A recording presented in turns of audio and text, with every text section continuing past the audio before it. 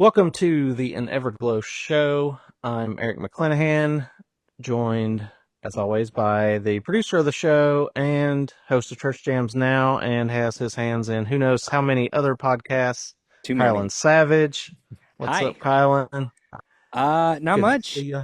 I know in terms of, we were literally just talking off mic about how, in terms of like listening, this is going to just come like right after whatever the previous episode was. But it's been a while since we've done this, so I'm ready to get back in the groove. Nice.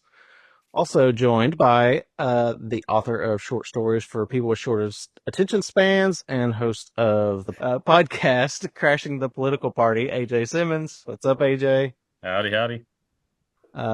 Also, we have been infiltrated today by a spy. Host of the Album Anniversary podcast, it's Caleb the Spy. What's up, Caleb?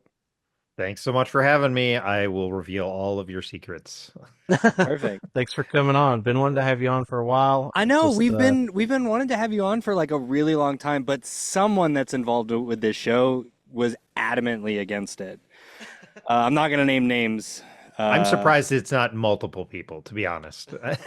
Well, we blind vote at the end of every episode, but there's always one holdout. It could be someone different every time. We don't know. I suppose. I tweeted something that pissed off somebody that week. That makes sense. Yeah. Because that's all I do is do controversy. It wasn't me. I know that much, so I don't. It wasn't me either. Well, I'm super excited to be here. I'm a big fan of all three of you and all of your shows and just you as people in general. So I'm glad to be here. Hey, is this now? Same for you. Hey, we talked about this on Caleb on the Album Anniversary podcast, the Never Take Friendship Personal. So it was you, me, and Cliff, and at that point, that was the biggest CCM Twitter crossover. But is this now officially the biggest CCM Twitter podcast crossover? I mean, it's getting there. I mean, I still think we may need one more, you know, like we may need one more to really push it over the edge to make it like, because I don't know, is Crashing the Political Party a CCM Twitter podcast? Is it in that space? That's the question. I would say so because I produce it. Okay, so there you go. So yeah, I think this is the biggest crossover there. Yeah. I mean, between us, there's like 18 podcasts. So with dozens of listeners. Dozens of listeners, folks. Exactly. So Caleb, I kind of wanted to ask you, what is it about album anniversaries that kind of drew you to that being your kind of main thing, as far as the things you post about and your podcasts and everything? Yeah, you know, it really started with, I'm actually getting better at this answer. It really started with just like, everything is so accessible now. Like if you are mostly a streamer, there's literally an unlimited amount of albums. And like, I don't stream in the sense that like the music I stream is mostly my own, like it's that I've uploaded onto YouTube Music. And so, but I still have a lot. I mean, I've got thousands, I think, at this point of albums. And it kind of started really small. It started with mostly Five Iron Frenzy and The Clash, and then a couple other random albums of like, I want to remember when they're released because I want to make sure I listen to them over and over again. And it just happens, right? You get into something, I think I don't want to speak for you guys, but I think all of us are rabbit hole people. We're like, we just get into something and all of a sudden it's like, I have not listened to anything but the Decemberists for 4 months and I'm not sure how it happened. And so I just wanted it to be that. So I started with that small list. And then when CCM Twitter blew up, I started doing more. And then then I kind of was like, well, how annoying can I be? Can I really make this my entire personality? And I did. And so that's kind of how it happened. And it is fun. I mean, I genuinely like the idea of remembering that this random album came out on this day. And it's come up on a bunch of my shows recently. People are like, oh, this is a seasonal album. This is a summer album, or this is a fall album.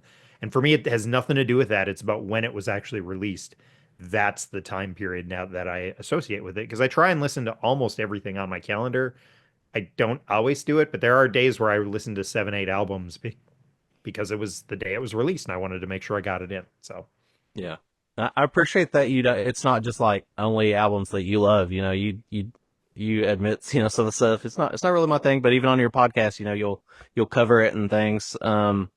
Whereas for me, I just make everybody listen to the albums that I love and try to force that on them.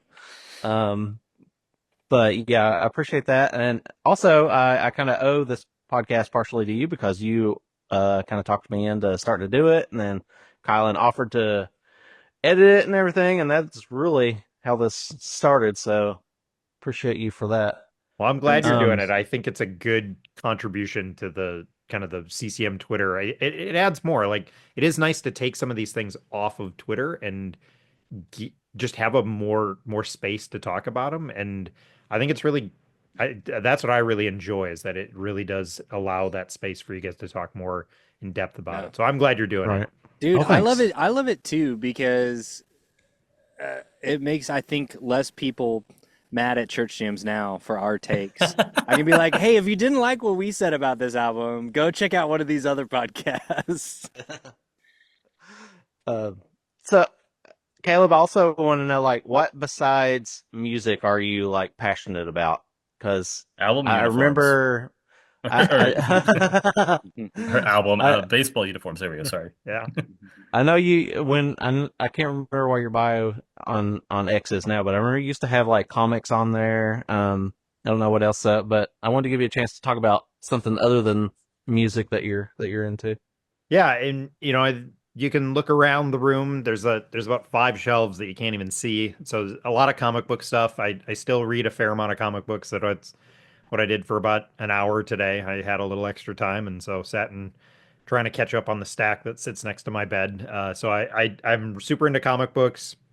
I'm into comic book related movies. I like some movies, but I just don't feel like I have the time. So most of the movies I watch were probably Star Wars related or stuff with my kids. My kids are super into Star Wars, and I am too. I like it. So comics is definitely one. AJ made reference to it.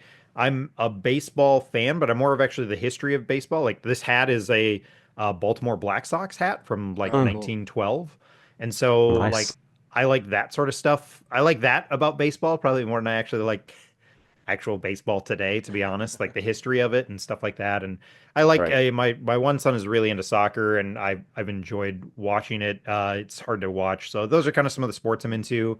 But yeah, I mean that's a lot of the stuff I'm into is kind of music and comics, and I like cooking. But right now we feel like we've hit the stage of parenting. I have 3 teenagers, and I'll have a fourth one eventually here, and Wow. cooking is just get it done, and who's leaving and who's Right. here, and that's most of our life right now is just there's days where I get off work and I'm like, all right, I'm gonna go get in my car, and I just get in my car at about 5:30 or 6 o'clock, and I don't get out of my car till 9:30 because it's just all right, drive this kid here and this kid here, and that's all it is. And so that's my other hobby is driving my kids around. There you Right. go. That's become one more of one for me lately as well. Yeah. But well, AJ or Colin, did y'all have anything before we kind of get into this new episode? Yeah, yeah. Caleb, when am I going to be on your podcast again? The national, we got the national coming up. Oh, okay. So you're on the calendar, and then I really do think for the 30-year anniversary of Jesus Freak, I really feel like we need that should really be the CCM That should crossover. be, Like, yeah. can we get like 10 people on? Like, Yeah, we need really to- make it ridiculous and For sure. out of control. Yeah, we need to do like a That would be shared cool. feed episode for Yeah. like everybody, and everyone can just Yeah. post it on there to their individual little. Right. The Venn diagram is mostly a circle, but there's a little bit of Yeah. space. I just feel like that is the quintessential 90s youth group like album, whether For- people like it or not. It's such For the sure. center of it. So it's For like sure. that's hitting a 30-year anniversary, which is Yeah, makes me that feel a could. little old, but I'm okay with it. Yeah, that could be good. I Yeah. might have to like Um, moderate it because I don't think anyone wants to hear my thoughts on that album again. I can just like A third sit back time. and moderate. See, I could see that getting heated with Yep. so many strong opinions on that one. But Yeah. what were you gonna say, AJ? I was just say if you have Kylan on, you gotta have me on again. I have to keep the most number of appearances on the album anniversary podcast. I can't be surpassed. So every time you have him on, I You need gotta to be have on AJ again. on. Yeah. I really should add a new tab to the spreadsheet to see who's Yeah. on. Scott's the other one, the guy that I Yeah. co-host the Mhm. youth group one. He's he's been on there quite a bit. So I probably should actually do a tally to see who's been He's on the been on the most. most, yeah. All right. So we have this new, I guess it's most of the episode probably. But I say segment called Hear You Me, which Richard Matthews suggested as an idea and was voted the favorite and very strongly pushed for to be the title, even had it not been the favorite. So thankfully that worked out. Yeah. Um, but the premise is that a person selects their number one favorite artist, three favorite albums, and seven favorite songs, and we put their favorite album by their favorite artist on a playlist, as well as the three favorite albums and seven favorite songs to create an ultimate guide to the person's music taste. I believe that's kind of the premise, I guess. Yeah. So, I guess for anybody that doesn't know, "Hear You Me" is the title of a Jimmy Eat World song, and that's probably where that came from. I was gonna say, I was gonna say, "May Angels Lead You In," Caleb the Spy, but that feels really corny. S- Also, it sounds like so, maybe he's dying after this. well, that's what the song's about, isn't it? Right, yeah. This is your life. I hope you May were who may you wanted to may be. may podcasts lead you in? I don't know. Yeah. There's something there. All right. So first off, uh, who, for those who don't know, is your favorite artist? Yeah, if anybody who knows me doesn't know the answer to this, I feel like I've failed in my branding and my general personality. But yeah, my favorite artist has been since 1997. Actually, since 1996, the first time I heard him was is Five Iron Frenzy. It was, I mean, yeah, it was almost instantaneous. I heard him a demo, and then got that first album, and I was hooked from day one. So that's been my favorite artist. It's a very boring answer in some ways, but yeah, 1996. I've been with them since then, and nothing's really come close. Even when they broke up, they were still my favorite artist by far. Nice. Um, so what is it about Five Iron that really connects with you? I mean, I think it starts and ends with the lyrics. I know the music is good. I definitely have an affection for punk rock and ska, but I mean, Reese's lyrics are something, and Leonore also and Dennis both they've all contributed lyrics, but I mean, primarily Reese in a lot of ways. And I don't know if it's just like he seems to be able to articulate things that I've always felt, even though I can't articulate them myself. One of the great examples, that first album, song four, I think it's song four, oh, embarrassing, is Anthem. And it's like this idea that like I'm thankful to live in America, but maybe it shouldn't be our God and it shouldn't be what we worship. And like that was something that I felt. And then he articulates it in that song, and I'm like, oh, that that puts all these words to these thoughts that I have had for a long time. And he just consistently has done that over and over and over again. And so the lyrics are probably a big strong part of it. I mean, I'll probably talk about it at some point, but Every New Day is my favorite song ever. It's the closing track off their second album, our newest album ever, which is to to jump ahead. That's my favorite album by them. It's my favorite Nice. album ever. It maybe is not the greatest album ever. This is where you get that distinction of greatest versus favorite, but it is my Right. favorite album ever. And that song, through hard times and good times, is the heartbeat of my song. It's the heartbeat of my heart. And the love me. I'm gonna mess up the lyrics now, but that final part when it talks about um, love without condition is what we all need, and that's what Jesus is. And it just has. It's always been this important song to me. I have cried to that song more times than I can count. It's in the thousands, I bet. And Wow. I just when that song comes on, I just do. It breaks me down almost always. So that's where it probably starts with. I do love the music. Again, I love the punk rock, and I think they've always put out good music. In my opinion, it hits you'll see from my list, it hits a lot of what I want out of music as well. But yeah, I think Reese's lyrics and Dennis and Leonore as well. But that's always been one of the strongest drawn points for me. Nice. And you I love mentioned that. our newest album ever is your album by Five Iron to go on the playlist and your favorite album by them. I was listening to it in the car this week with my kids, and I think they have become fans now, which is not surprising. It totally feels like my oldest kind of thing. So I think they're fans now. There you go. Um, Yeah.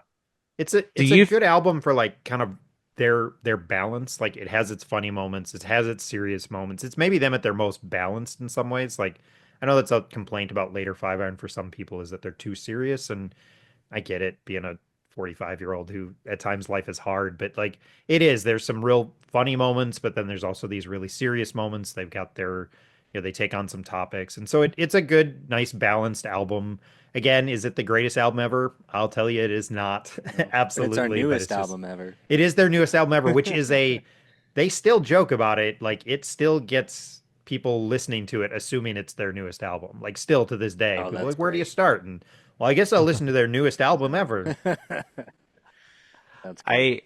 I it's it's I can relate with Five Iron fans being like a dedicated like almost cult like army to this band because my favorite band has that on probably an even smaller level than Five Iron.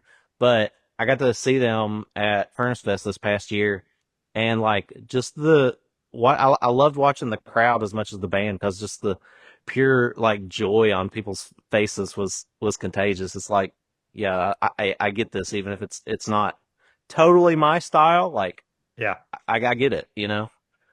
Um, do you feel like Five Iron are irreplaceable as your favorite band, or is that could you see another artist ever? Someone usurp the position. Yeah.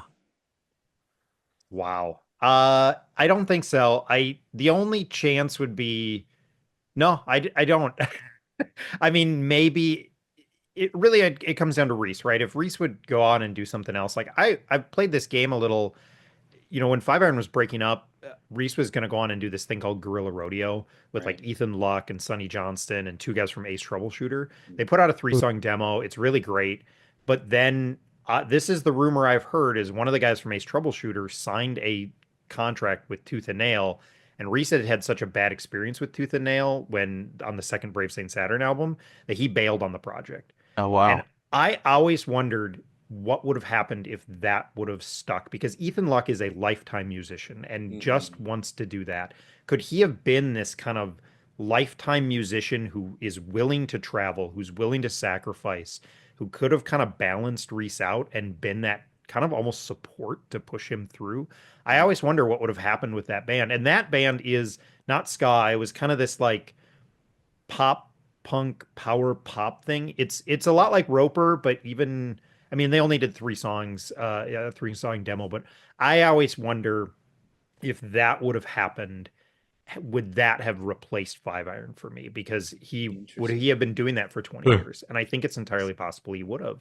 And so may that have been may you've gotten to see more of his growth and kind of like I've heard Dashboard Confessionals is a comparison. I think it's Dashboard Confessionals where like in your 20s he was writing love songs, and if you're still a Yeah. fan of him now he's Hmm. writing a song about his kids, Yeah. and you Yeah. get to see that, and so like Yeah. you've got kids now, and so he can kind of. I just wonder if you would have seen that with Reese. So that's the only one I can think of, but I don't think that's ever going to happen now. Mm. And so I think probably Five Iron will be the favorite till the end. That was a really Wow. long answer to a very simple question. That's I'm so great sorry. though. Well, Oh, that's what that was no, that's what we want fascinating. to hear.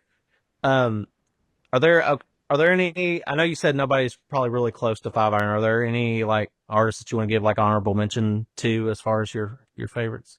Well, when we go through my list, I will say all of these artists at some point have been an obsession for me, and Hmm. that's kind of how I like am.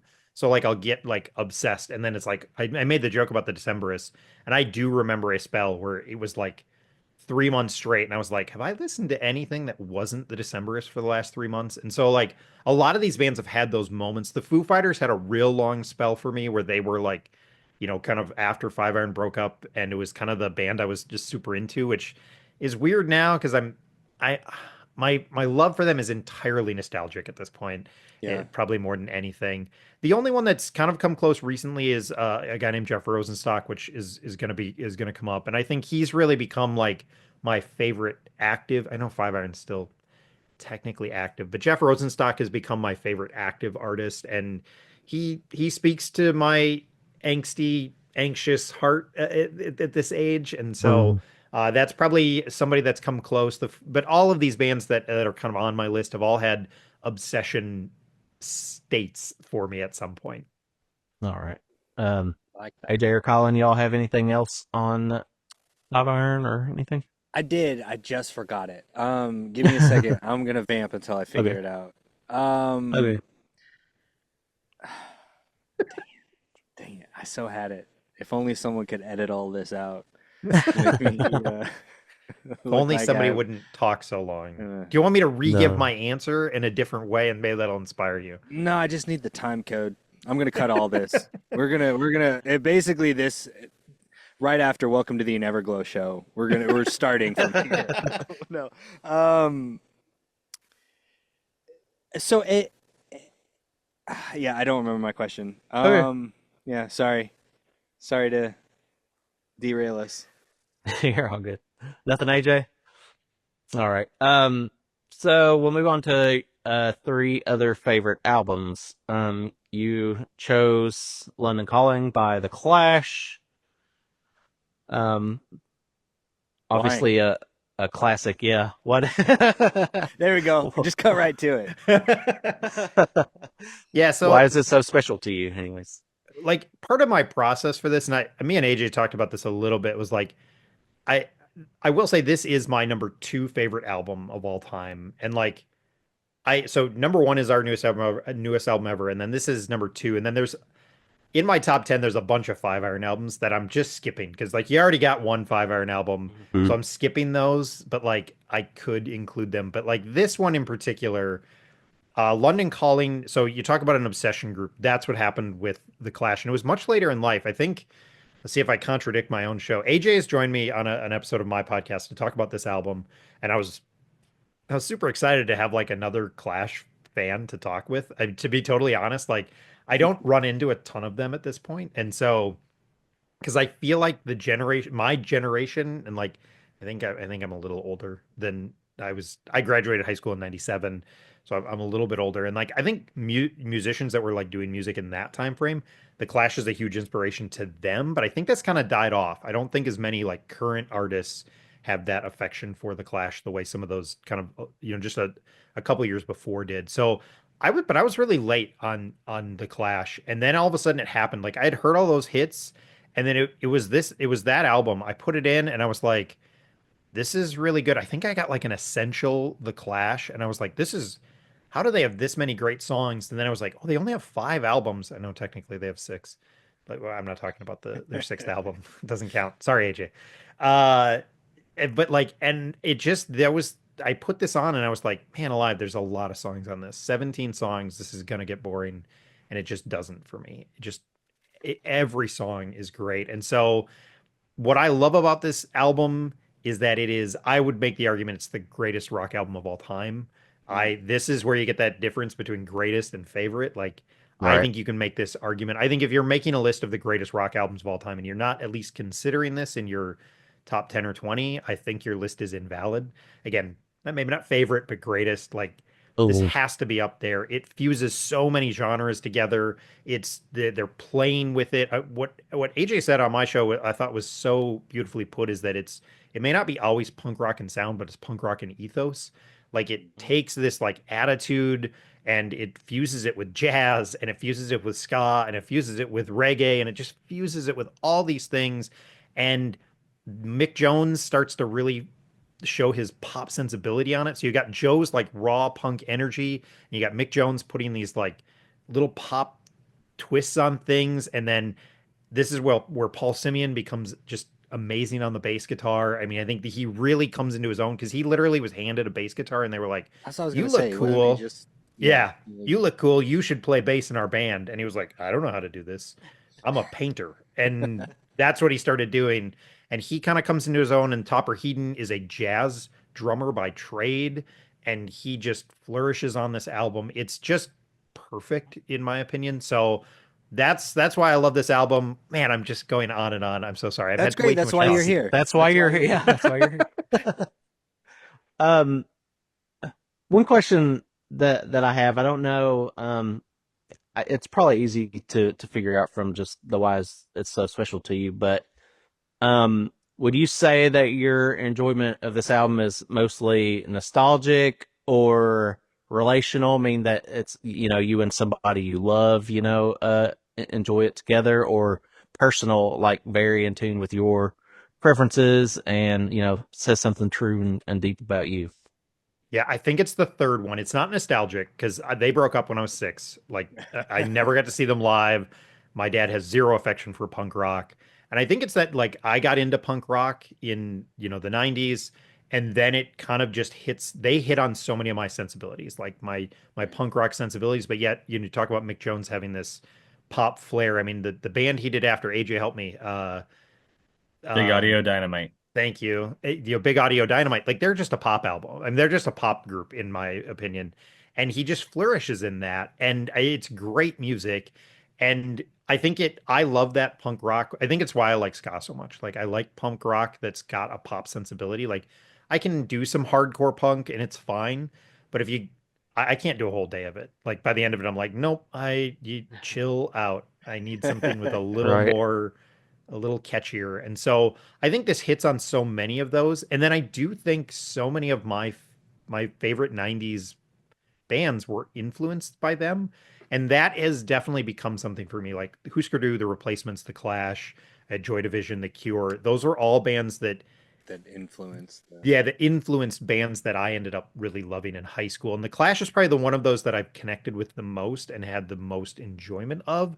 But I have just such a fondness for all those bands because of their influence on so many bands I loved. And this, yeah, I think that is it though. It's the punk rock nature of it without being hardcore punk. Because I think it's just Yeah. the Sex Pistols bore me, and Yeah. this Yeah. doesn't bore me.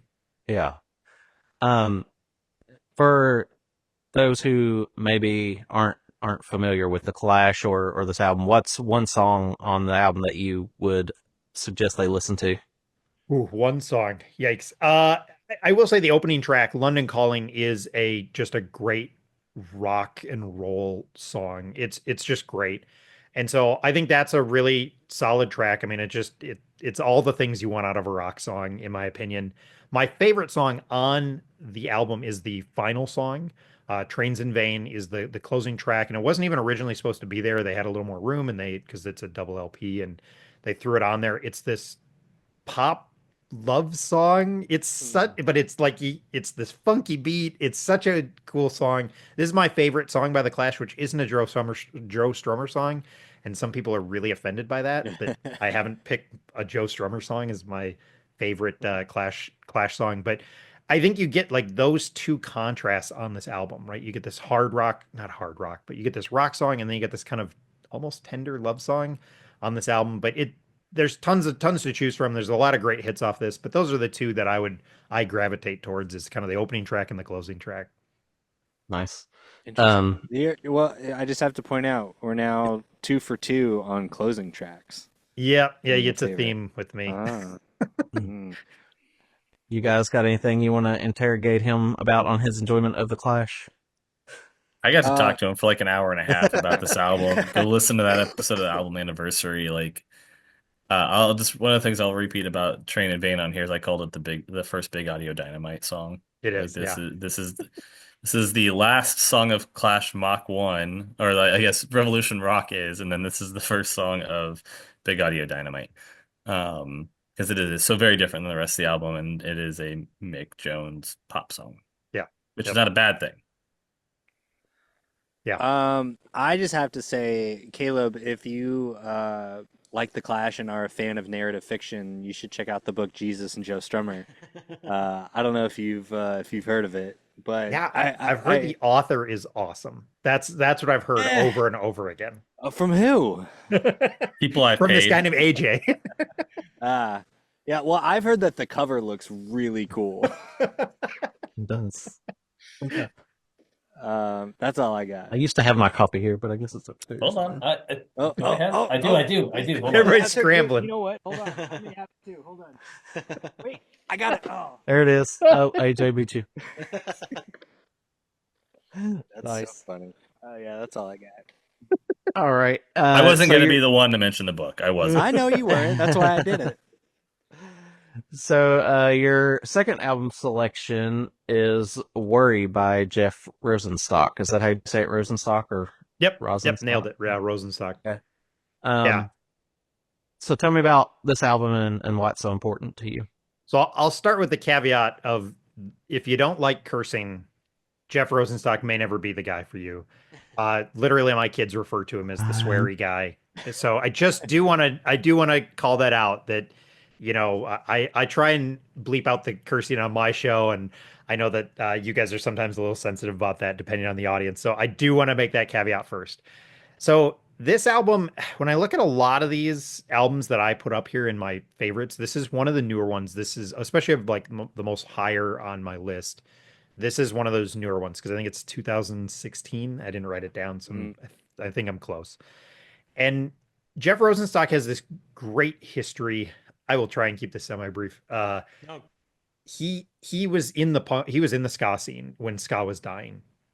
He was in this band and he was trying to make it DIY and then it failed. It just he kind of got tired of it. And then he started a new band called Bomb the Music Industry. And if you want to see an interesting documentary, you can find their documentary on YouTube. It's about Bomb the Music Industry. And they were the ultimate DIY band where his goal almost seemed to be like to lose money on a band. And it just didn't work. He gave away all of their music. He wouldn't do merch. He would just have spray paint at shows and he would have stencils and kids would come up and be like, I can't afford a shirt, but I brought my own white t-shirt, and he'd spray paint a shirt with them and give That's them awesome. that. And just like that sort of stuff. And they would burn CDs for people at their merch table. They would just have a CD burner there. You'd bring a CD, a blank CD, and he'd burn anything he had for you. And that sort of ethos went through so much of his stuff because he just felt like music should be for everyone. There shouldn't be a financial barrier to music. So he does that for a while and then he kind of burns out on it. Their last album is this album called Vacation, where he kind of leans into the idea of like doing pop punk is essentially what it is. It's not pop punk, but it's like it's digestible punk is the way I would say it. Like it's pitchfork digestible punk is the way I would put it.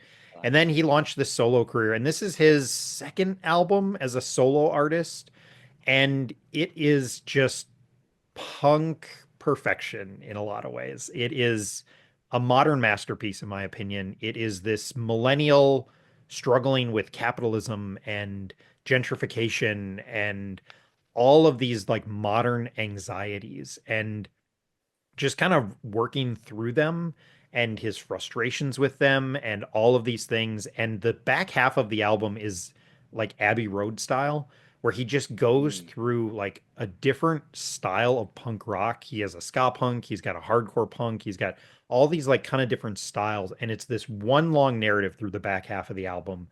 And it's just beautiful. And especially if you like punk rock. If you don't like punk rock, you probably wouldn't say beautiful, but it's just amazing. And he weaves this narrative that it's all connected. And the back half of the album just flows one song to the next. And for me, it's just a modern, like I love really thought-provoking lyrics. And like the thesis of the album is that to love is to worry.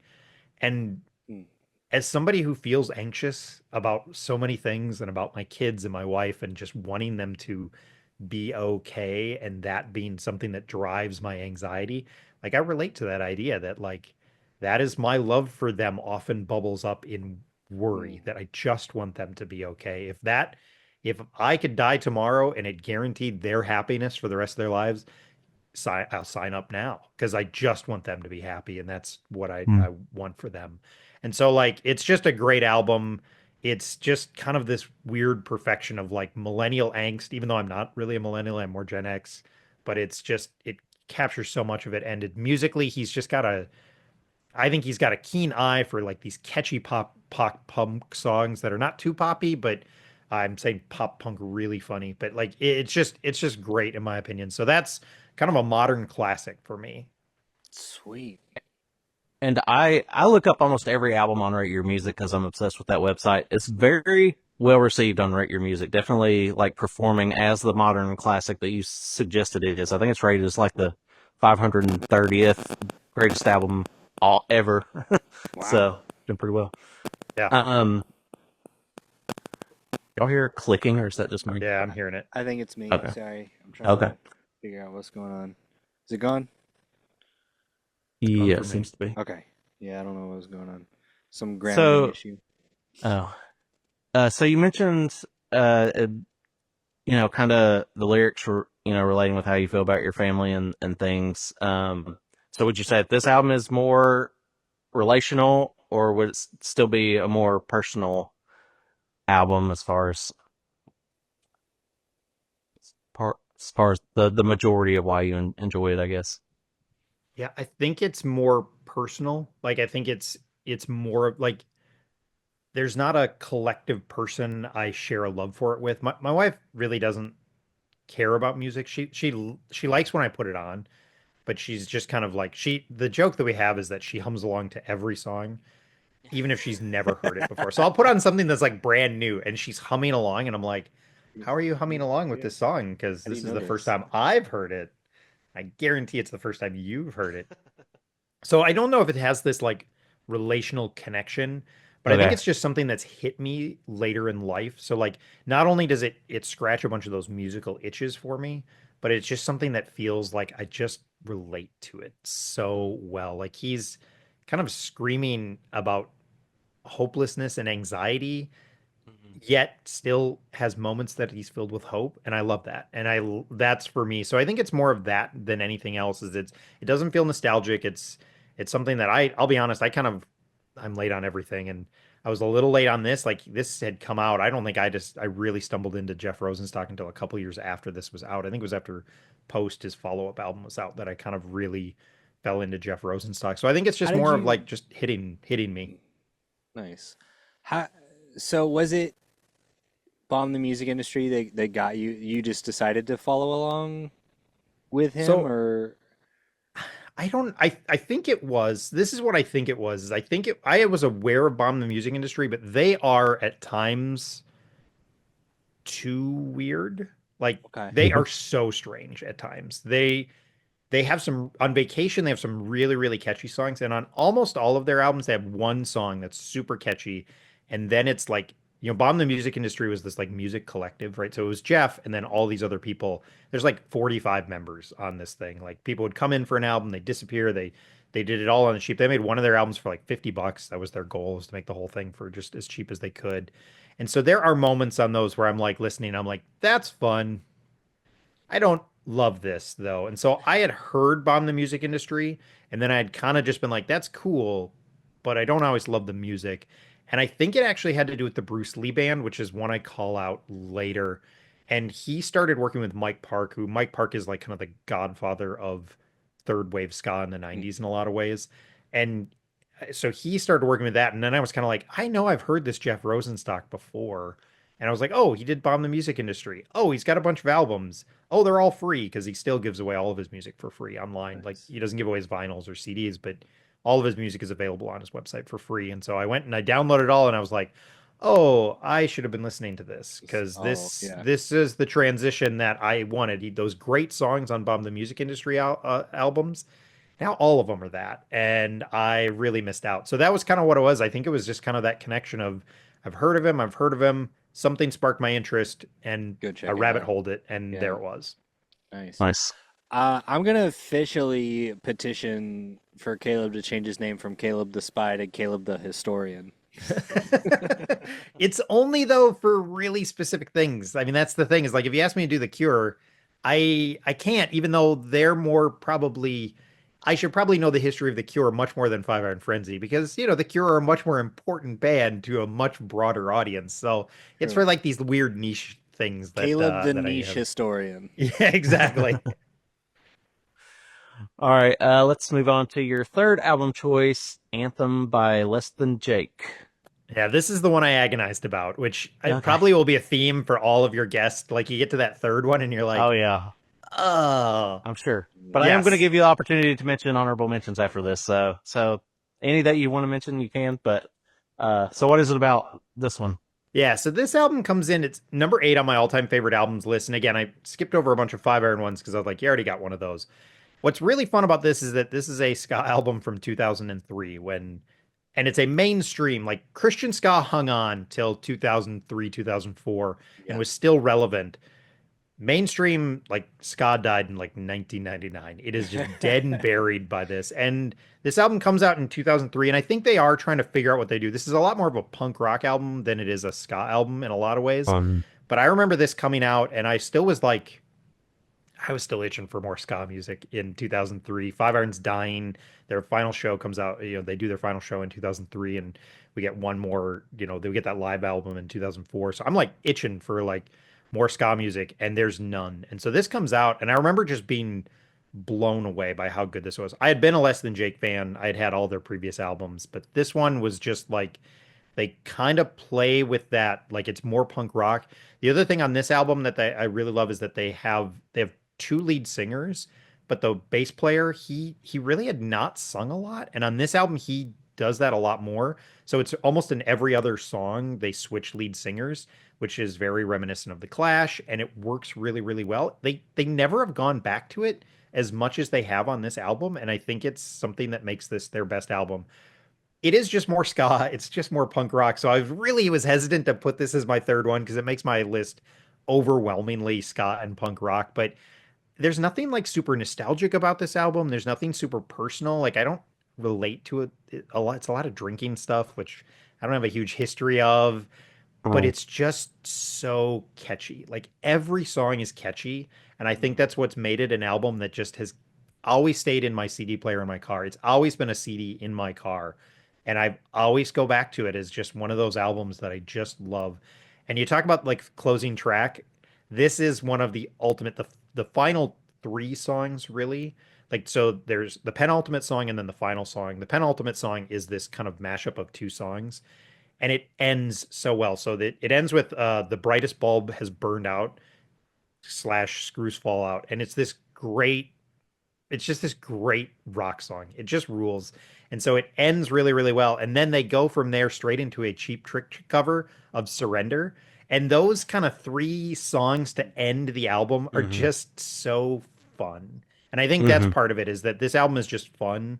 And it's 2003. I was desperate for more ska. And again, it's just one of those albums that I've just still love to this day, and I still will get excited. It was one of the first albums I bought when I started getting into vinyl, and it's always in my car, and it's always ready to get put in because it's just one of those albums that just rocks. It makes me want to roll the windows down and scream. Even in Minnesota, when it gets really, really cold, I still want to roll the windows down and yell along with this album. So that's what this one is for me. It's just all about how catchy it is.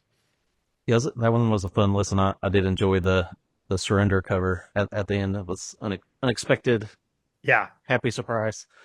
Um, what other albums do you want to give honorable mention to? Since you mentioned it was kind of hard to select this last one.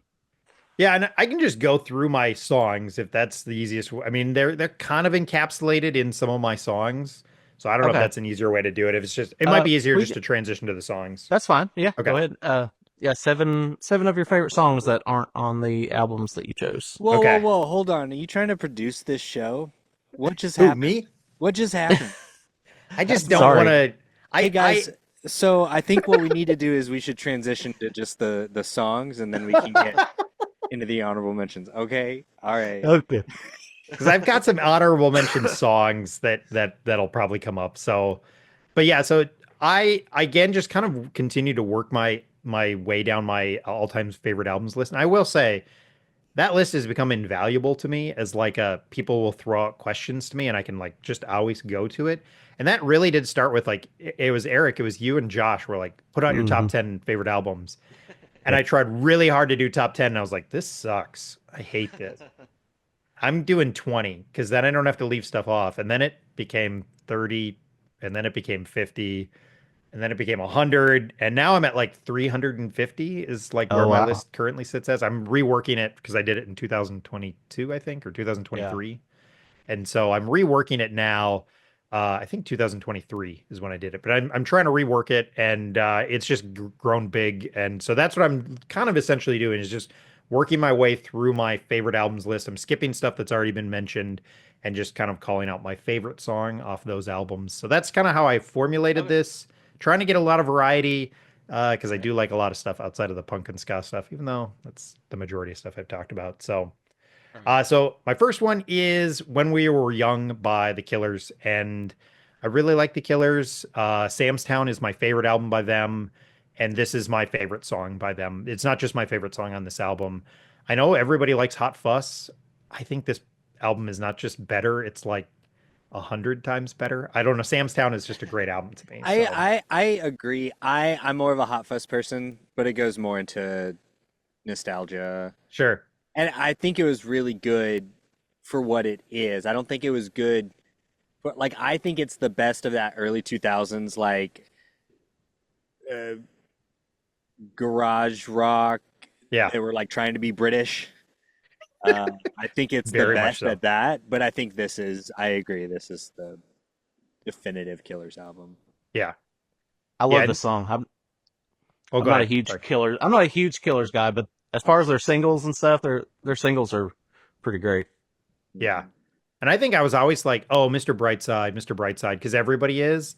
But then I think I saw them do this song live. Like I saw it on YouTube and I was like, oh, yeah, this is better. Like it was kind of it was one of those moments where it just clicked. So yeah, when you were young is just my favorite song from The Killers. So Nice.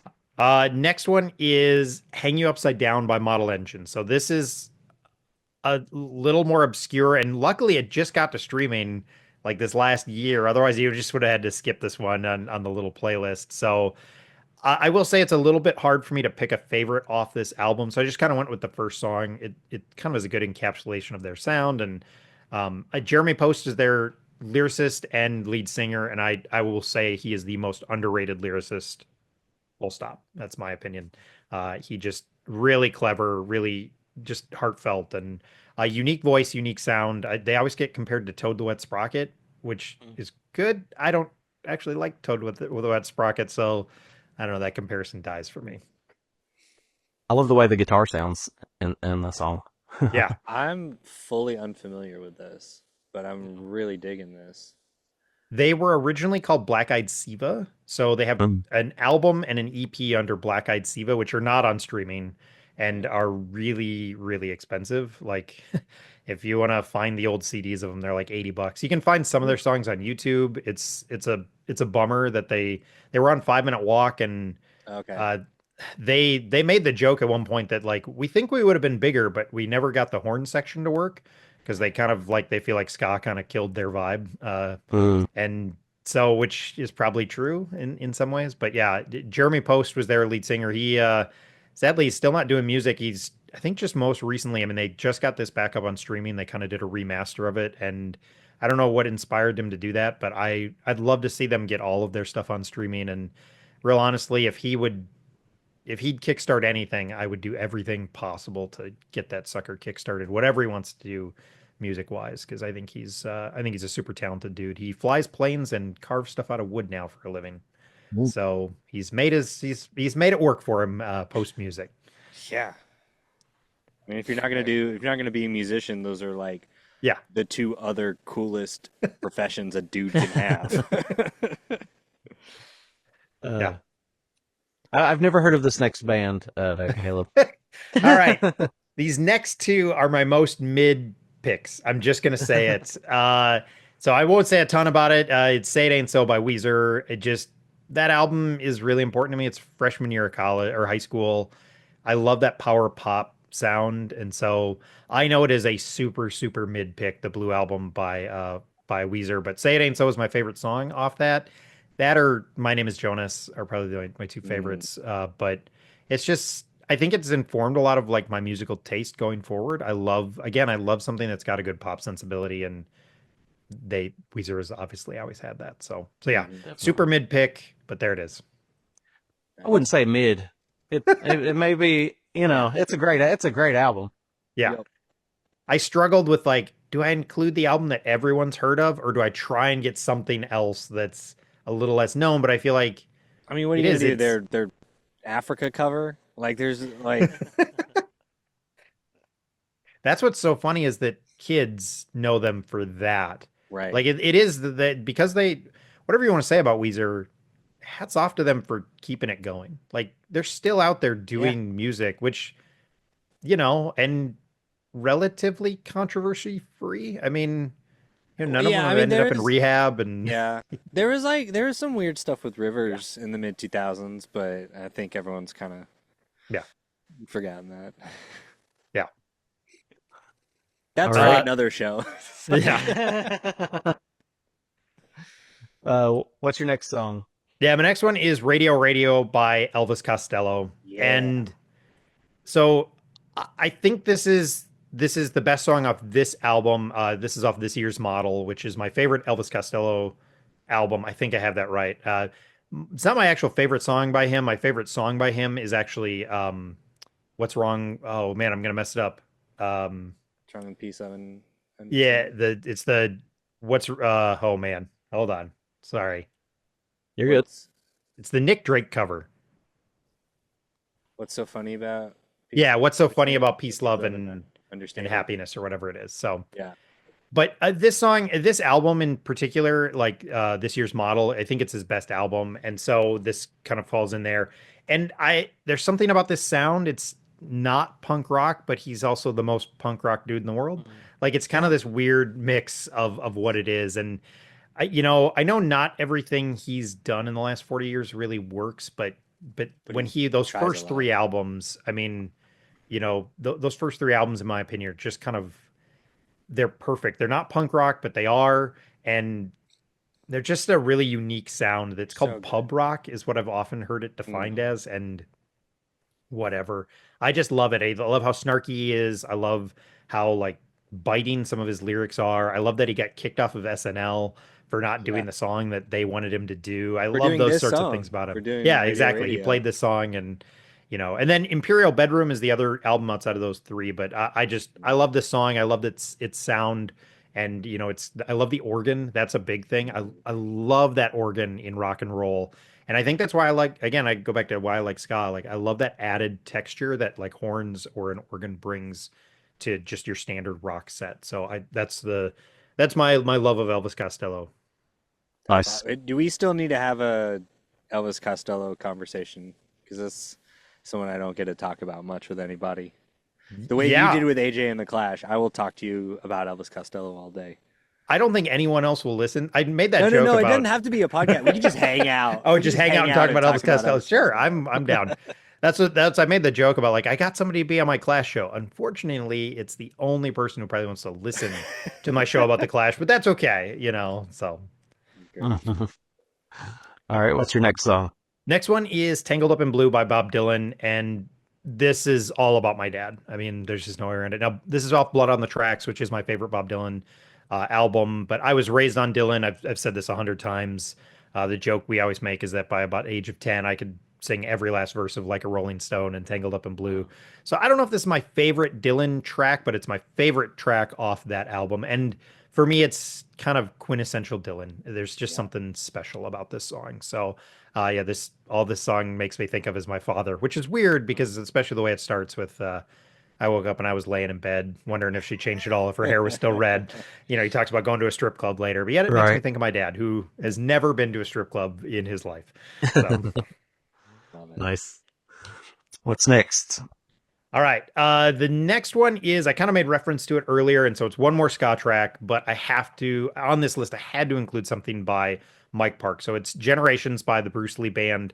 And this is one that AJ was nice enough to join my show and talk about because this was one I was not going to find somebody to talk about with me at all. So AJ comes onto my show and hosts my show and lets me talk about it. So Mike Park again, he's just super important to me, not just for like that 90s ska stuff that he did, but he starts Asian Man Records, which it's ironic, man. Me and AJ had a conversation about this whole type of punk called orgcore, where it's kind of this like it's this type of punk rock that it feels a little Midwestern. It feels a little it feels a little emo at times. It feels a little Bruce Lee inspired. It's bands like the Gaslight Anthem, the Menzingers, and that sort of punk rock is some of the punk rock I like the most.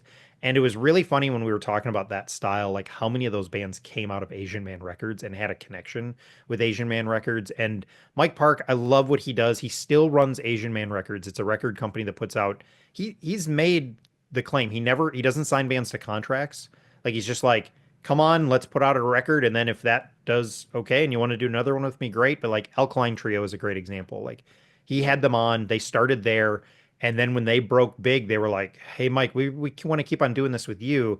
But we got this huge record deal. And he was like, no, this is the point of my record label. You're free. Go sign that. Make your money.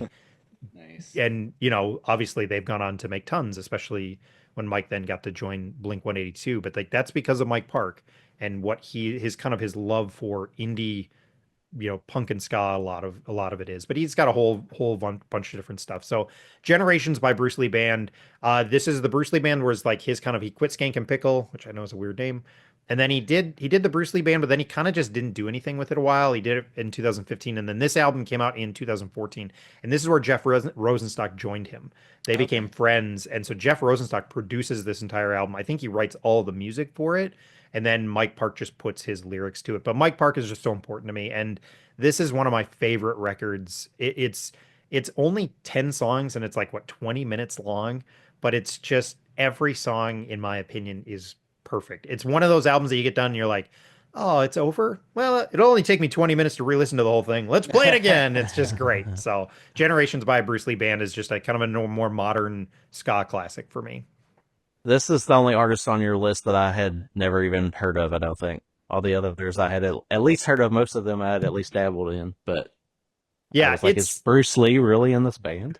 well, they actually had some legal problems originally when they came out. Like the Bruce Lee estate was like, hey, you can't do this anymore. And so for a while they went by B. Lee Band. And if you go find some of their older CDs when that was kind of going on, it's B. Lee Band. And then I think the Bruce Lee estate kind of came around and was like, oh, you're not mocking him. Like, you're good. Do what you want. Yeah. And so like I have a t-shirt, a Bruce Lee Band t-shirt where it's Bruce Lee in his like famous pose, but they've put turntables in front of him. So it looks like he's playing the turntables. Nice. And That's so great. I think they've kind of cozied up with the Bruce Lee estate at this point. Nice. Two things on this.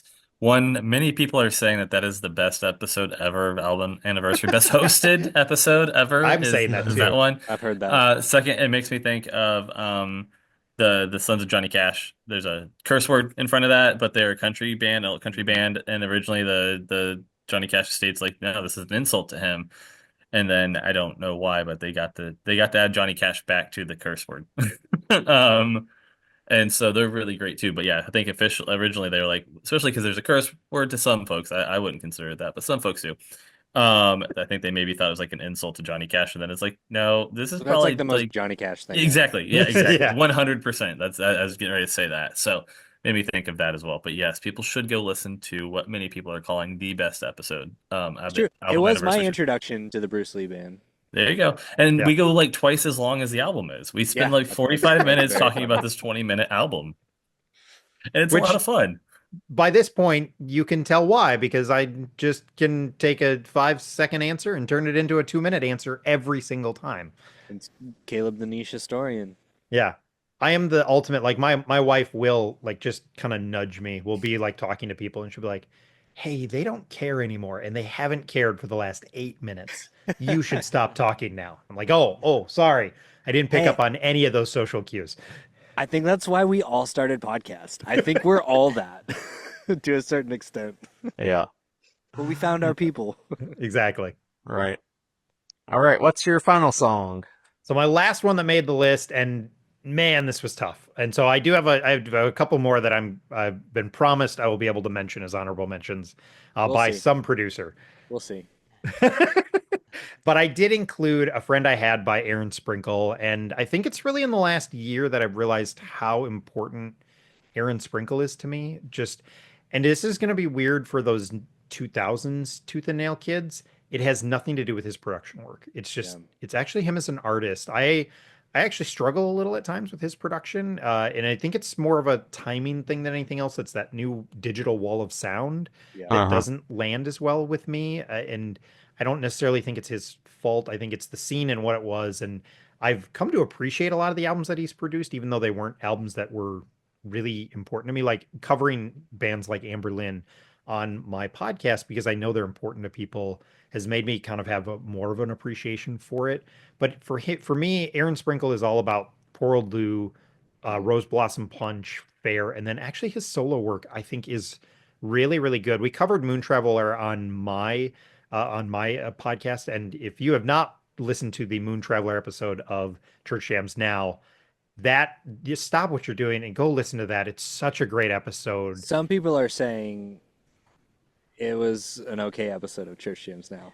It's it's fantastic. You guys do a great It job was of like cool having him giving on. him a spot to share his story and like it was so fascinating and especially because of what you guys bring to a show. Like I'm never going to go into like the production side of things and I still remember the moment when Josh was like, "So why does this song come up in the middle and then pan to the sides?" And I was like, "What are you talking about, Josh?" But Aaron was like so excited about that. Right. Like and you could tell like it jazzed him up to like, No, and I "Oh, gotta say, like literally, I think the coolest moment I've ever had on Church Jams Now is saying this song feels like something at a skating rink, and Aaron Sprinkle being like, "That's what I'm going for with every song." And then come to find out from other people, that's like a confirmed thing. Everyone's like, "That's Aaron Sprinkle's thing," and I just said that, like I legitimately thought that. And I was like, "Well, I just feel like the coolest person in the world." Dude, but yeah, I love his writing. yeah. He's so good. Do you guys know? So I don't know if y'all know, he does like royalty free like instrumental tracks Yep. now. Oof. And part of my job is making like motions and countdowns and things for churches, and I try almost every week to specifically put an Aaron Sprinkle track Oh, nice. in all of those. He's always the first person that I go to. And then Stephen Keach from Haste the Day also does. So I try to get Wow. one of them in almost every thing that I do at work. Yeah, That's neat. you can buy those off Amazon. So Hmm. like, excuse me, because you can't stream them. Right. They're only on like what is it? I want to say SoundCloud, but No, I there's get like Soundstripe yeah, and like Audio Jungle. There's like a couple of them that you can. yeah. But so I have actually I went and bought all of those off of Amazon just to have digital copies of them, and I have a Yeah. whole playlist where it's like if I need some good instrumental music, that's kind of one of my Yeah. go-tos. And yeah, he does that sort of stuff. But I think I've realized kind of how important he was to my musical journey. Like, Poor Old Lou is just a huge Hmm. it's kind of one of those first real alternative Christian music things that I really find as my own. Yeah. And so I remember the moment I was driving back from a friend's wedding who is actually was on our youth group podcast and like I had it was a couple years after this album had came out and I was like, "Oh, I like this album. I should listen to it again." And I had never really caught how beautiful this song is.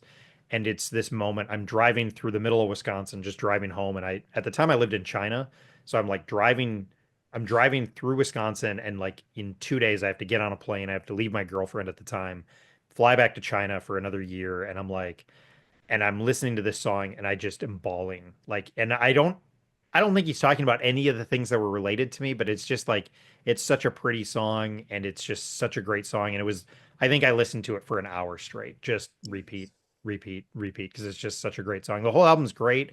It's my introduction to like lo-fi music in a lot of ways, is the way I described it. Like, because it has that kind of lo-fi quality and kind of got me ready to like get into like indie music. So I thank Aaron for that as well. But this song is just it's so great. It really is. Yeah, definitely. The more I listened to it, the more it kind of grew on me. It's a good song. Yeah. Um, well, let's talk about those honorable mentions. All right, I've still got the green light. I'll We'll go really see. fast with these, I swear. If Kylan's okay with it. I mean, I'm okay with it now. We'll see what makes it to air. We're not live. Just me. I want to talk about cut. Um, so I'll go through these really fast. Ones that were really difficult to leave off is essentially what I would put this category as. So "You Are the Light" by Matthew Smith. He writes old hymns. He takes old hymns and he puts them to new melodies. I really loved that, and this is a really great. It's off a really great album. But Matthew Smith is great. He's comes out of Indelible Grace, and if you listen to this, you'll be like, "Is this an old hymn?" And it's like text from an old hymn, so it doesn't sound anything like it. But I love Matthew Smith. I love the old hymns, so that was one that was tough to leave off. I threw this one on here late. Sorry. Everlong by the Foo Fighters. They came up. My wife walked down the aisle to this song. I mean, that's how big the Yeah, Foo yeah. Fighters were for me. And it was an Wow. acoustic version of it, but like there still is a nostalgic part Hmm. of me that loves the Foo Fighters. And what I always loved about Dave Grohl, I've said this a ton of times, so I apologize, but he looked back, and I think that was something I needed. He's a great look to the past guy, and obviously that's meant something to me. Like he talks about his Yeah. influences a lot, and Christian artists in the 90s didn't do that. And Yeah. Dave Grohl was the first guy I ran into musically who was constantly talking about Motorhead and Queen and Led Zeppelin. And even if those aren't favorites of mine, although Queen is, it was good to hear somebody talk about that. So not only is it a song that's important to me because my wife walked down the aisle to it, but Dave Grohl is important to my musical journey. I got two for my kids, June Hymn by the Decemberists, and then one that AJ and I just recently talked about, When You're Ready by Brian Fallon. Those are just songs that make me weep and make me think about my kids, just for whatever reason. Both of them are about, I think they're written about their kids, and both of them just make me teary. So those were tough to leave off, but June Hymn especially has been a long time make me think about my kids. And again, I totally had a Decemberist phase where that's all I listened to was the Decemberists for a long time, which doesn't So fit good. with a lot of the other things that you're hearing Not on at these. all. Like I love it. they're a real outlier in my musical journey. Nice. Uh, I'll, I'll go a couple more, and if I'm talking too much, just throw up a hand and I'll stop. Uh, I'm gonna throw out Stavesacre. They are the Fear and Love. This is kind of a deep cut, but for years I worked in a special ed school, or I worked in a middle school with special ed kids. And one of the things that we did was we made movies like with the kids. So we'd go to tech ed class, and I would just make movies with these kids. And so like one of them got really out of hand. It was like a half hour long, and I edited the whole thing. Like I spent my entire Thanksgiving vacation when I was like a paraprofessional. I wasn't even paid to do it. I was just editing Oh this my God, video that's for amazing. these kids, and then they got their DVD that they got to take home. I ran into one of those kids. I haven't worked in the school for 17 years. I haven't worked in that. This kid still pulls it out every Friday and wants to watch it with his dad. So, and that video Whoa. ends with Fear and Love by Oh Stave wow. Saker. And I Oh. emailed Stave Saker and I was like, "Hey, can I use this song at the end of this video?" And they said, "Yes, that sounds great." So I got their That's amazing. permission That's to do cool. it. I also got Weezer's permission to use a song of theirs, which is a whole That's amazing. Oh thing. wow. But I emailed a Interesting. bunch of bands. I was like, "Can I do this? I'm not selling it." And they were all like, "Yeah, go nuts. You're making it for special ed kids. Go nuts." So, but Fear and Love by Nice. Stave Saker, kind of a deep cut. Nice. Uh, Nice. Excuse Me Miss by Catbite is another one that was tough to leave off just because Catbite has become, they're like a new ska band, and they're my favorite new ska band, and I love them to death. They Are they are the so good. ones that are doing the Operation Ivy thing with Laura Jane Grace, or is that a They different? are. That is Yeah. them. Okay, cool. Yeah. Yep. That's Yeah. that's most of my familiarity with them. Yeah. Their first album in 2019 was really good, but their album in 2021 is great. And Excuse Me Miss is, I remember hearing it as a single and I was like, "Oh, well this is the catchiest song I'm going to hear in 2021." And I think it Hmm. was. And Five Iron put out an album during that year, so that tells you what I think about that. Two more, and I swear I'll be done. Just Okay, real quick, now I say go for it. spoiler, Oh, we're gonna do a Cat Bite podcast at some point as Patreon content, right, Caleb? We should. I mean, that was my first. I did their self-titled as like a, can I do a show about just an album? And it was just me talking about it. It's like my lowest listened podcast ever because it's just me talking about a super obscure ska band. And I was like, the band even retweeted it, and it still is like lowest listens ever because it's just oh, me talking about a band for a half hour. Which after this, can anybody imagine why I can do this? Uh, No, this started in I think the Bruce Lee episode, right, where we sidebarred about Cat Bite, and we're like, yeah, we got to now write or like yeah, do a podcast about Cat Bite. yeah. 5 people will listen. The 'Cause five members of Cat Bite. Yeah, well, probably not even them. I mean, it's amazing because of a band that hasn't been out around that very long, and I have like two stories about them already, like personal interactions. I got a hug from their guitar player once because of their connection with Anthony Fantano, which is a pretty fun little connection. So, Love it. nice. Got one more? yeah, I got two more. Sorry, The Okay, World's Last yep. Night by the Dingees. They are my second favorite Christian ska band, and I call myself the caretaker of Christian ska. they're not as well known. The Insiders and Supertones and Five Iron are kind of the big three. And the Dingies were never in that big three, but they are my second favorite. And The World's Last Night is, I think, their best song. It's not even really ska, to be totally honest. It's something else. I don't even know what it is. But it's off the Crucial Conspiracy album, which is their third of kind of their main three. They did 3 albums for BEC before their contract was terminated. And I think it's their best of those albums. And I think that's the best song off that album. So that's one. So shout out Christian Ska. And then Like the it needs last, more shout outs. yeah, it doesn't. It doesn't. I shouted out way too much.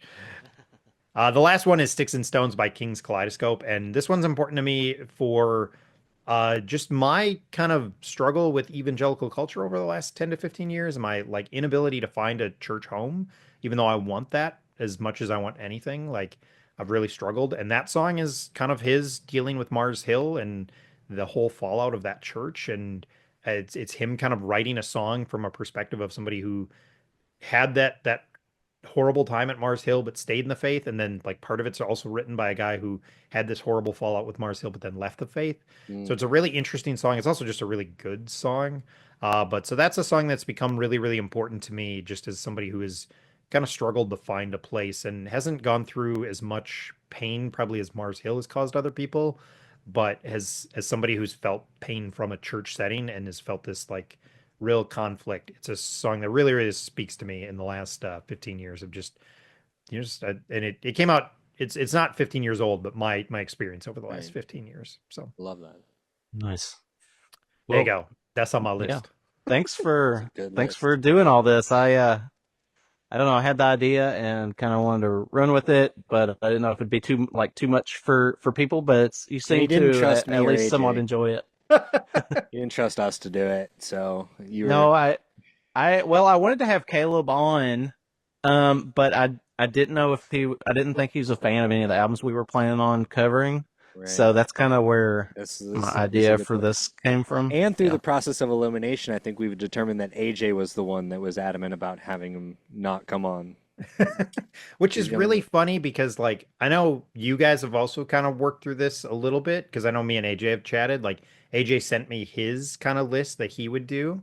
And so I was like, me and AJ probably have the most crossover of any of the like because my guess is Kylan, you and I are just not gonna have hardly any of the same albums on here. And you same thing, Eric, but like me and AJ have a shared one and then one that Mhm. that kind of gets a honorable mention shout out on mine. And so like because I think me and AJ probably have the most crossover. So it's funny that he doesn't Although want me on the AJ show. and I have a lot of crossover too. He's like Well, that's the because glue. AJ's so broad, right? I I mean, know. so much stuff. So Broad is definitely a word I would use to describe him. I mean I'm it in a sorry, good guys. way. We haven't done this in a while, and I get sassy when I haven't done a podcast in a while. So I apologize. No, this was awesome, and I definitely think you were the perfect person to start off this new concept. Eric, I don't know how you feel about it, but yeah, I think it was great. That was My I thought it big was great. takeaway, can I give my big takeaway based on everything? Because the whole idea, right, is to get a really good sense of someone's like musical Mhm. music taste. Yeah. Caleb, you seem like a punk that wants to have fun. You're not like an angry punk. You're like, I want to be a punk, but also like we don't need to break stuff. Let's just have fun. Yeah, I don't know if that's from like coming up in the Christian scene a bit and like the ska love because like yeah, I think there is a sense of like I'd rather dance than be in the middle of a pit that's really scary. Like I don't want to be scared at a concert. So yeah, maybe it's part of that. Maybe and it is. I mean, the Five Iron Frenzy thing, like the humor from them, I do Yeah. miss it. Like in their newer stuff, like it's a bummer to me that Reese isn't in a place to write funny stuff because that was part of their charm. There's no way around it. I mean, those stupid pants songs, no matter how much like, because everybody I would say like, oh, what do you? I like Five Iron Frenzy. And they'd be like, oh, the pants songs. And I'd be like, yeah, they're more than the pants songs, people. Like it always drove me nuts. But looking back on it, I'm like, no, the pants songs are pretty endearing. It's great. Now All you're right. like the Well, pants songs, not the protest songs, the pants songs. Yeah, exactly, exactly. Well, thanks for being our guinea pig, Caleb. Tell people where they can find you online if you'd like to be found online. I would. I still go by Caleb the Spy, and I have to this point kind of kept my last name out of it, and I just don't want people to Google me and find me on Twitter and be like, oh, he posts a lot on Twitter. I Most of it's set up ahead of time. I swear, Right. I'm not posting in the middle of the day on at work. I'm actually working. But yeah, Caleb the Spy is where I can be found everywhere. There's sometimes little variations on it, like on Instagram, it's got underscores because somebody already had Caleb the Spy as a username. But you can always look for the chickadee. Use that little chickadee. It's the painting my daughter did for me a couple years ago, and that's still my little branding. It's not good branding in a lot of ways because it has nothing to do with music. But yeah, the Caleb the Spy is where you can find me on Twitter, on Blue Sky, on Instagram, and I also do have a Patreon that's totally free. I'm just trying to. I do a couple exclusive things there. Just kind of. I don't know. I've seen a lot of people just leave social media in the last, to be honest, last 6 months. Yeah. And Mhm. so kind of a place for people to connect to me, and you don't have to follow somebody on social media and deal with all the potential struggles of social media because I totally get it. I'm trying to keep my kids off of it as long as possible. So I totally understand it why people don't want to be on it. So I've started the Patreon just so people can find the podcast there and leave comments and have interactions just about shows and just about music and not Yeah. have to deal with all the other stuff. So Nice. Speaking of, I want to shout out to my WoW tier patron, Tim Rogers, and Seltzer tier patron, Michael Porter. That was a good segue for that, nice. Caleb, so thank you. Um, He's trying to steal my job. I just know it. I just know it. You probably could farm out some of your production jobs. I mean, jeepers, yeah, how many shows are you producing at this point? You'd Don't worry about it. Don't worry about it. My wife might uh, start a support group soon, but well, do you guys have any like one good things you want to oh mention yeah. or anything? Yeah, go ahead, Kyla. Oh, I got to think about what my one good thing is. I'm no longer sick. That's good. My whole family was sick all of January, and then I just got done being sick like a week ago. I had like 4 days, and then boom, got hit with something else. And today's the first day I can actually breathe. So I'm gonna say that. And Nice. when I see the light at the end of the tunnel of winter, sorry, that's two good things. I'll save that for next time. Nice. Yeah, Caleb, we usually just say one good thing at the end of the episode. You don't have to if you don't have anything on your mind or whatever. For me, I guess one good thing is that only one of my family members is sick after everybody being sick for the last couple of weeks. So hopefully we're reaching the end of that. But yeah, I don't know. You got anything, AJ? Um, I spent most of today in dad mode, and it was a good day. I had all four kids by myself while my wife worked at the library. And she came home and I was like, yeah, I'm taking 6-year-old to a college basketball game. I gotta get out of the house. Let's go. And 7-year-old did not want to go. She's like, so the boys are down for nap and you're gonna be gone and mom's probably gonna come home take a nap. So I can just have alone time if I stay here. And I was like, yep, I'm gonna stay here. Can you bring me back candy? Nice. And so I took 6-year-old with me to the D2 college that we've got Oh, to fun. watch basketball and between tickets and concessions and whatnot for two basketball games and stuff, about $20. Worst way to Oh, spend some really? time. Oh Yeah. my Yeah, gosh. D2 ball, man. Super cheap. Kids don't I'm cost gonna. anything to get in, so then Nice. makes it pretty affordable. And yeah, when it comes to basketball, they you buy one ticket that you can stay for the second, like the and women's game. Oh, Oh, cool. nice. So, Nice. so yeah, spent the whole day in dad mode, and my daughter was like, "I got daddy daughter time today. It's a good day." And I was like, That's "Yes, it great. was, That's kid." awesome. That's So awesome. that's my one good thing. All right. Caleb, do you have Nice. anything you want to mention? Yeah, mine was a similar day actually. It was funny. My wife had the great idea. I live in Minnesota and tomorrow it's supposed to be like 50, so like winter is gone Yeah. for us. And Whoa, so whoa, my whoa, wife is whoa! Okay, we're full spring, man. Full spring. Don't say that yet. All right, well, we're gonna get another time of snow before this is over. Trust me. But for us Minnesotans, it's over. Yeah. You can call whatever else happens. That's not really winter. It's not -30 Right, with the wind exactly. chill. We had -45 with the Oh, wind chill oh, like 3 days ago. So yeah, this is, it's going to swing almost 100 degrees in a 4 or 5 day period. But so my wife was like really working hard to like get like those winter activities in. So she went sledding with the youngest, and then we took together three of our kids. I have 4 kids. We took 3 of our kids, and the two girls got to bring friends, and they went up ice skating. And like 2 hours in, I was like, "All right, you guys, are we feeling done?" And they're like, "Well, we're gonna take a little walk and then do more." And then they did more and more. And then, I can't skate because I have feet problems, so I like literally can't skate. I'm the yeah. embarrassment of Minnesota, and that I can't skate. But so I just hung out in the kind of the warming room and like helped out and just the stuff. And they were there for 5 hours, which was pretty amazing. They just skated and walked around and hung out. And during that time, I got to sit there, and so I finished a podcast that me and AJ had worked on. And but it was just Nice. got to kind of spend time with the kids when they'd Nice. come in and, all right, well, I need this. Okay, here it is. All right, see ya. And they'd take off. And it was a great idea by my wife. It was just to kind of get some good outdoor Minnesota winter Yeah. activities, and Nice. let the girls invite friends. So it was a pretty fun day. Nice. Well, thanks everybody for joining us. Until next time, Amy Grant. Amy Grant.